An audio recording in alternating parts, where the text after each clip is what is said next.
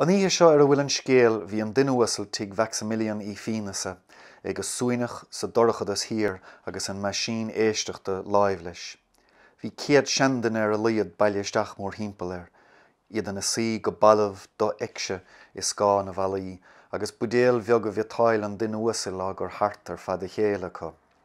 Corúir bheadh dras beag de lag chogarnig le clos ach fós go cotíanta ní a bhéan uimán ach toran an isce a bhí titim an nuas as na spéirthe las mó.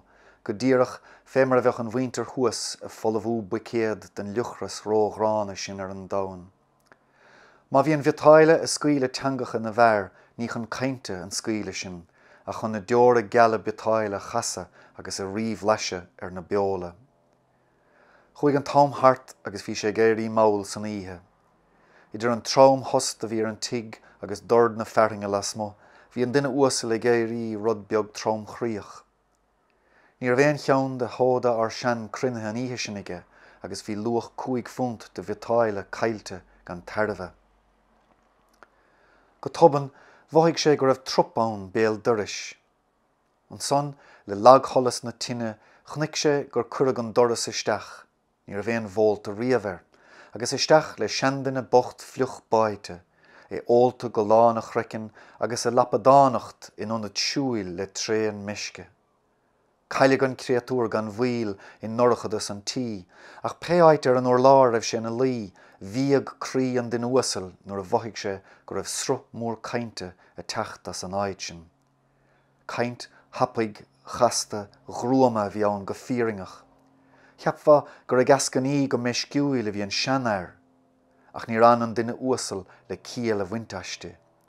Léamh sé níos agus thocraigh sé an maisín éisteachta láimh leis an taobh i steal amach na Gaeilge. Cheap an duine uasal go raibh ródheacracht sa Gaeilge sin agus bhí ard lúcháir go raibh an maisín úd a sú isteach.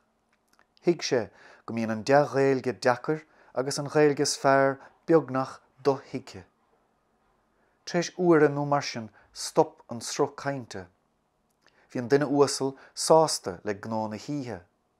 Mar chóir buchas chuir sé pípa bán, léamh tabhac agus budéalaín beatáile i bóc an tandaine a bhí inis i dtuiricin meisce ar a bhód ar hitse. An son duime sé bhaile san airing leis an ngléas.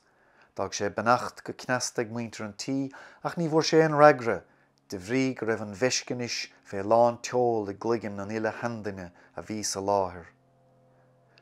Bhí sé ráite sa chórsnacht an ihe sin go bhfuair an seandaine ard bhola as ocht an fí sa seanachas sin a bhí curtha deiscige sa gléas éisteachta an ihe sin. Chúi sé go caithear bhear linn i Gearmáine agus deithir sé ar raibh cloisteigh an ngléas i láthair locht ard léin an chantinant.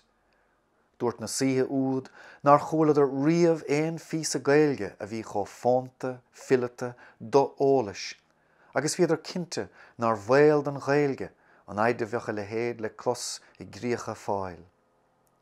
Bhaisteidir go ceanúil céim bhreá léanta ar an duine uasal agus ní ba himiúla chuirdir coiste beag dá mhuil féin ar bun le mionstada ar a dhéanamh ar chaint an gléis, fiachant a bhíad bhí éon chial a bhaint aiste.